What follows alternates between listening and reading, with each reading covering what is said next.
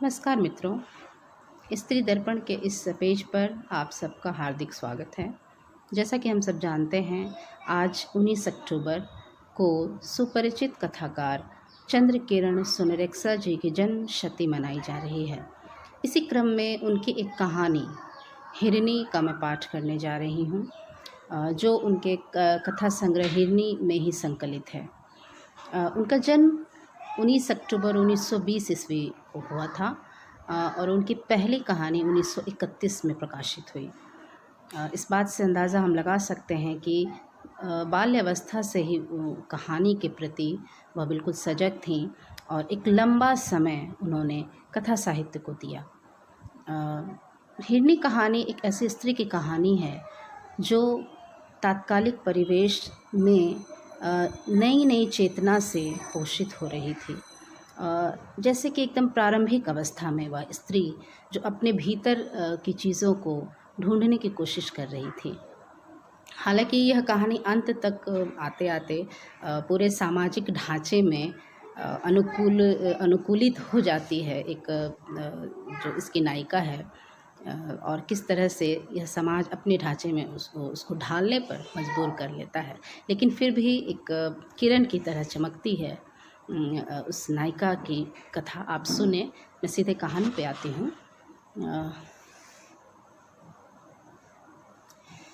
काली Italian का बारीक लाल गोटे वाला चूड़ीदार पायजामा और हरे फूलों वाला गुलाबी लंबा कुर्ता वह पहने हुई थी।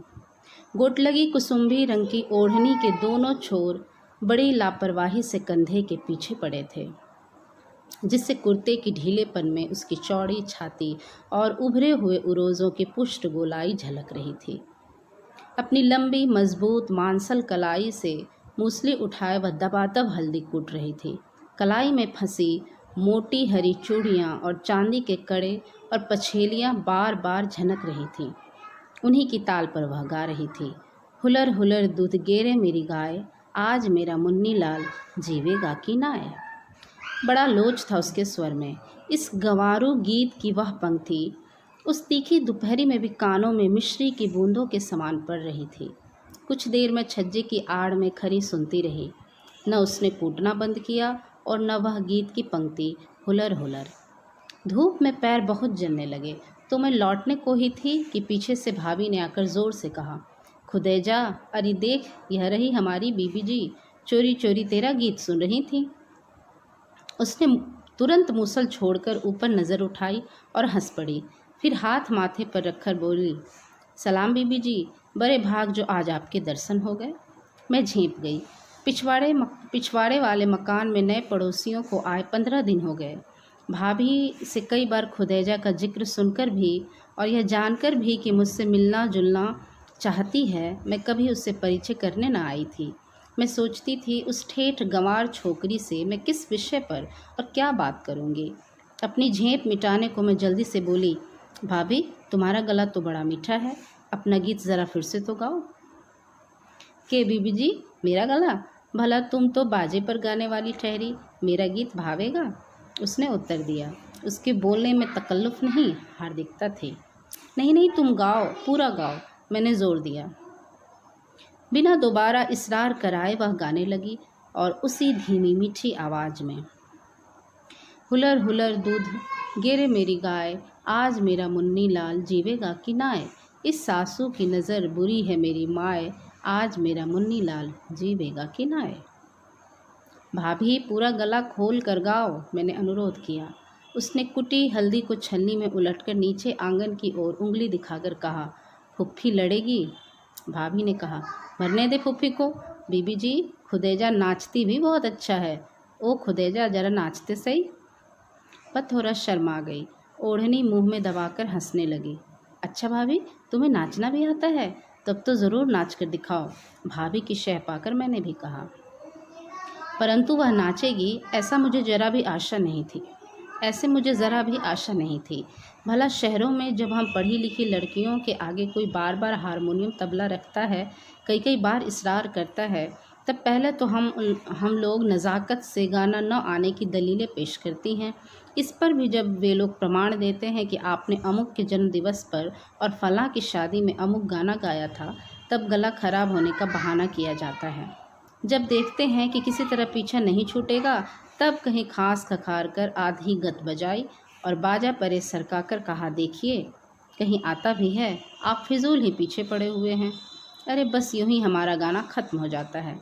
खुदेजा नाच देना। अच्छा बीबी जी की बात भी नहीं मानेगी? भाभी ने कहा, तो ले मैं जाती हूँ।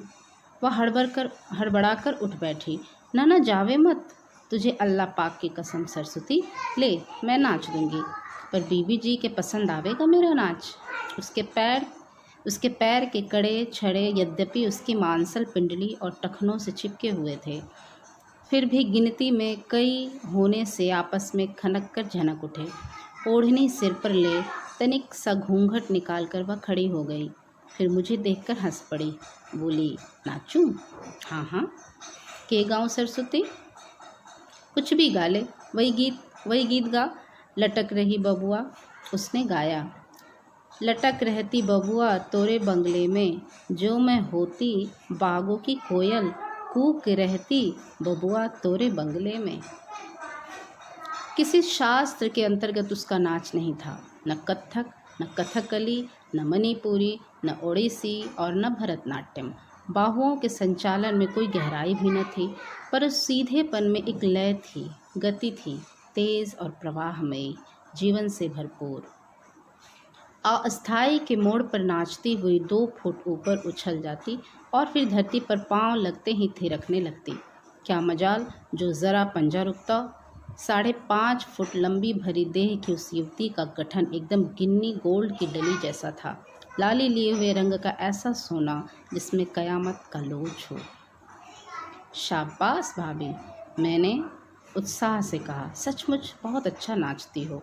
गीत पूरा हुआ और वह नाच बंद कर लंबी लंबी सांसें लेने लगी। सच्ची तुम्हें मेरा नाच अच्छा लगा? उसने बिल्लौरी शीशे सी आंखों में उत्साह छलक पड़ा। भोलेपन से उसने पूछा, और नाचूं? हाँ हाँ। छज्जे की आड़ में भी मेरे पांव जले जा रहे थे, फिर भी नीचे जाने को मन न होता था। उसने दुपट्टे से मुंह का पसीना पोंछा और पैर से ठुमका लिया ही था कि नीचे से किसी ने धीमी पर तीखी क्रोध भरी आवाज़ में कहा, ओ घोड़ी, कूदना बंद कर दे, शफीक का अब्बा आ गया है। खुदैजा के पांव रुक गए, जैसे किसी तेज चाल से घूमते हुए लट्टू पर कोई अचानक हाथ रखते।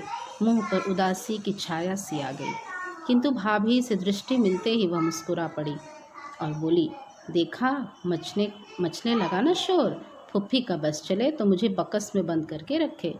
फिर होठों में ही किसी गीत की कड़ी गुनगुनाती हुई वह ओढ़नी के पल्ले से मुंह पर हवा करने लगी। नीचे से सीढ़ियां चढ़ती हुई उसकी सास कहती आ रही थी, खुदेजा, तूने सारी हया शर्म घोलकर पी डाली है। अरे तू क्या नटनी की धी है? कंजरियों की तरह हर वक्त गाती रहती है, बेहया कहीं की। खुदैजा चमक पड़ी। गुस्से से उसके चेहरे का गेहुआ रंग एकदम गहरा सिंदूरी हो उठा। बस फुफ्फी, अपना जवान बंद रख, नटनी होगी तू। तेरी धी कंजरी वंजरी बनाएगी तो देख ले, मैं अपनी तेरी जान एक कर दूंगी। या परवरदिगार, फूफी ऊपर आ चुकी थी। आसमान की तरफ दोनों हाथ उठाकर बोली, अल्लाह का कहर पड़े तेरे ऊपर, खुदा करे तेरे भाई की मैयत निकले। तूने अपने खानदान की नाक काट ली है, मेरे शफीक के लिए तू ही धरी।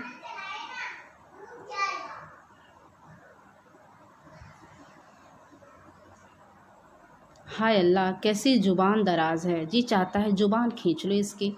और फूफी तब नाक के स्वर में रो रो कर अल्लाह को पुकारने लगी। मैं भाभी का हाथ पकड़कर उन्हें खींचती हुई नीचे ले आई। तिरस्कार से मैंने कहा, यही है तुम्हारी सहेली? भाभी ने चिढ़कर कहा, सहेली का क्या कसूर बीबी जी? तुम्हें ही अगर कोई जेल खाने में बंद करके बाप भाइयों को गालियाँ दे तो कहाँ तक सुनोगी? वह तो रोहतक के किसी ठेठ गांव की लड़की है। शहरों के मुंह में राम बगल में छुरी वाली सभ्यता तो जानती ही नहीं। उसे तुम तू कहोगी तो तू सुनोगी भी। वैसे दिल की इतनी अच्छी है कि ज़रा सा किसी का दुख नहीं देख सकती। गरूर मिजाज तो वह जानती तक नहीं। और भाभी कुछ अप्रसन्न सी होकर बाहर चली गई। दूसरे दिन सिर धोकर बाल सुखाने में पिछवाड़े के छज्जे पर गई। खुदैजा को देखने का लोभ भी इसका एक कारण था। वह अपनी देहरी पर बैठी कुछ सी रही थी, साथ ही कोई गीत भी गुनगुना रही थी। मैंने हल्के से खांसा। आहट पाकर उसने सिर ऊंचा किया। मुझे देखते ही उसका मुंह प्रसन्नता से गुलाब की भांति खिल उठा। फौरन हाथ माथे पर रखकर बोली, सलाम बीबी जी, राजी तो हो? सलाम, मैंने जवाब देकर पूछा, क्या सी रही हो? के बताऊं बीबी जी, बेचारी फुफ्फी के हाथों में तो खुजली हो रही है। अल्लाह हमारा ऐसा रोग है कि आदमी अपने हाथ में खा भी न सके। उसका पैजामा फट गया है, उसी में टाँके लगा रही। मुझे कल की घटना याद हो आई। धीरे से पूछा, मेल हो गया सास से? खुदैजा हंसी, बोली, सास बहू की लड़ाई के बीबी जी, पर मने कोई गाली दे तो बस मैं तो ऊपर से तले तक बल उठूँ हूँ। पर भाभी, इन लोगों से तुम्हारी पटती नहीं। तुम्हारे बाप ने तुम्हें क्यों शहर में ब्याह दिया? खुदेजा का स्वर कुछ बोझिल हो गया। बोली, बीबी जी, मेरा बाप तो गरीब आदमी है। अब्बा ने मने कहीं गांव में देख ली थी, सो चाचा से मांगी। वो सीधा आदमी बातों में आ गया। उसके खबर थी कि शहरों में घर जेल खानों जैसे हव्वे हैं। तुम्हारे गांव में क्या पर्दा नहीं होता था? मैंने पूछा। बीबी जी, पर्दा वहाँ करे जहाँ पाप बसता हो। गांव में सब बहन बेटियाँ समझे हैं। पर्दा करें तो फिर खेत क्यार का काम कैसे चले? तभी तुम्हें इतने गीत याद हैं। मैंने मजाक किया। घर घर गाती हुई घूमती होगी। और यह सुनते ही किसी सुखद स्मृति से पुलक उठी। बीबी जी, सावन के महीने में हम सब छोरियाँ नीम में झूला डालती, आधी रात तक पेंगे बढ़ाती और गाती नाचती। ब्याह शादी में रात रात भर चांदनी में नाच गाना होता। बहू बेटी गाती और बड़े बूढ़े चौपालों में सुना करते। बहुएं भी पर्दा नहीं करती थीं? अरे के पर्दा, उसने ओढ़नी से मुंह ढककर कहा। ऐसे बस पर्दा हो गया, कोई बोलचाल का पर्दा होता है? घूंघट मार लिया और गाती रही। अच्छा, मैं चुप हो गई। सच सच है, हेड कांस्टेबल के बेटे की बहू पर बड़ा तरस आ रहा था। बेचारी बड़ी बुरी फंसी थी। बीबी जी, एक गीत गाऊं? गाओ, मैंने खुश होकर कहा। और सब कुछ भूल अपने स्वर को पंचम तक पहुंचाकर उसने गाया। कोठे ऊपर कोठरी, जिसपे तपे तनूर, गिन गिन लाओ रोटियां, मेरा खाने वाला दूर। मेरी बाली का बाला, जो बनवा बटवा गूथन दे। अरे खुदैजा, नीचे से उसकी सास ने पुकारा। कमबख्त, आने दे तेरे यार को, उसी से तुझे ठीक कराऊंगे। कल शफीक दौरे से लौट आवे, तब तेरी मरम्मत कराऊंगे। और फिर दोनों सास बहुओं में ठन गई। दूसरे दिन मैं छत पर गई, परंतु तीसरे पहर भाभी ने जब नीचे आकर बताया कि खुदैजा छत पर बैठी रो रही है, उसके पति ने रात उसे लकड़ी से मारा था, तो मैं अपने को रोक न सकी। ऊपर जाकर देखा, खुदैजा छत पर खपरेल तले खटोले पर पड़ी रो रही थी। भाभी, मैंने धीरे से उसे पुकारा। वह चमक कर उठ बैठी। मुझे देखकर उसकी आंसू भरी आंखों में से हंसी हंस पड़ी। बड़ी उम्र है बीबी जी, मैं तो तुम्हें ही याद कर रही थी। सलाम। सलाम का उत्तर दे मैंने पूछा, रात क्या गुजरी? गुजरी के, उसने तपे हुए स्वर में कहा। तेरा भाई आया था, फूफी के जाने के सिखा दिया। आते ही उसने लाठी पकड़ ली। कहते कहते उसका स्वर ठंडा हो गया। हंसी की पुट भी आ गई। बीबी जी, बोला न चाला, अल्लाह कसम 2 लकड़ी जमा दी और उसने अपनी पीठ दिखाई, जो रीढ़ के पास छिल गई थी। सहानुभूति से मैंने कहा, राम राम, बड़ा कसाई है। हंस पड़ी खुदैजा। बोली, बीबी जी के बताऊं? मने दुनिया की शर्म खा गई कि लोग कहेंगे कि खसम को मारा, नहीं तो लकड़ी समेत टांगों में ऐसी दबा देती, चूं करके रह जाता, सारी सिपाहीगिरी लिकड़ जाती। और उसने अपने पुष्ट हाथों से मरोड़ देने का अभिनय किया। खुदैजा की बातें छोड़कर जाने की इच्छा न होती थी। जिस निष्कपट सरल भाव से वह बातें कर रही थी, उनके प्रभाव से मन मस्तिष्क पर एक नशा सा छा जाता था। आधी रात के सन्नाटे में भी उसके गले की मिठास कानों में गूंजती थी। काश उसे अगर कुछ संगीत सिखाया जाता। अचानक मुझे ध्यान आया कि कहीं मुझसे बातें करने में वह गाना न सुनाने लगे, तो फिर उस पर फिर मार पड़े। इसलिए अभी जाती हूँ कहकर मैं झटपट नीचे उतर गई। आते आते सुना कि वह पुकार कर कह रही थी, अल्लाह की कसम बीबी जी, जल्दी आइयो, ज़रा अपना बाजा भी उठा लियो, मैं भी देखूं कैसे बजे है। कई दिनों से मेरी भाभी बीमार थी। और छोटी भतीजी कुसुम भी अचानक सर्दी खा गई और तेज़ बुखार हो गया। पास पड़ोस में स्त्रियां उन्हें देखने पूछने आती रहीं। घर का काम सब मेरे ऊपर था। इसी से सैर करने जाना तो दूर, छत पर जाना भी नहीं नसीब हुआ।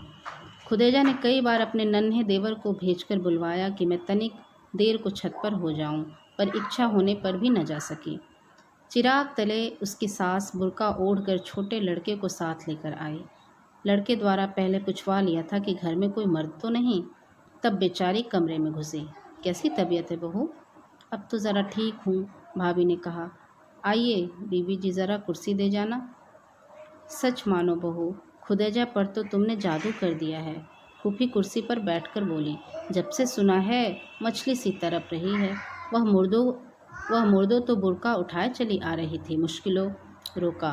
तुम जानो बहू, हम लोगों में हिंदुओं की तरह चादर बगल में दबाई और घर घर घूमने चल दिए वाली बात तो होती नहीं। जो ऐसा करती हैं वे बदनाम हो जाती हैं। खैर, तुमने तो अपनों जैसा मेल हो गया है। रात को लाऊंगी उसे भी। फूफी जी, जो बड़े बड़े अमीर उम्रा होते हैं उनकी लड़कियां तो हमारी ही तरह बाहर आती जाती हैं, भाभी दबे स्वर में बोली। तुम उन लोगों पर, वह मुसलमानी क्या जिसके पैर का नाखून भी किसी गैर मर्द ने देख लिया। शहरी तहजीब कायदा भी यही है।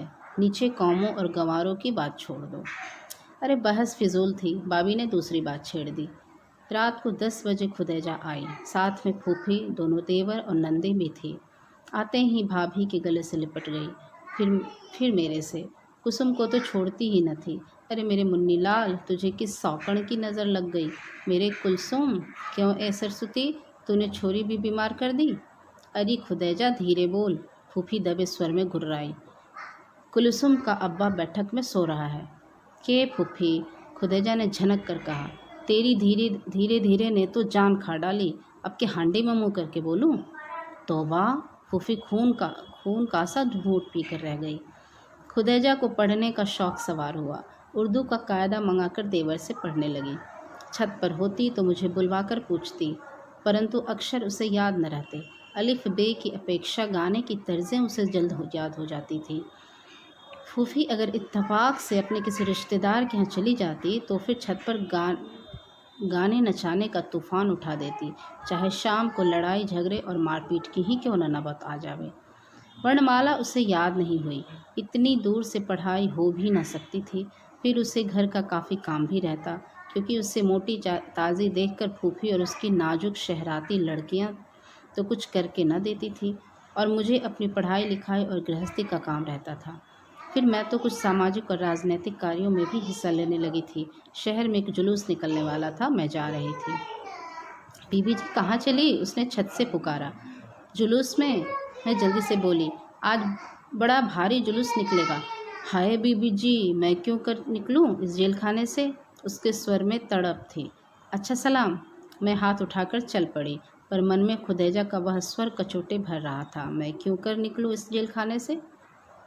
10 बजे जुलूस और मीटिंग समाप्त होने पर मैं घर लौटी तो सुना पिछवाड़े बड़ा गुलक पाड़ा मच रहा था।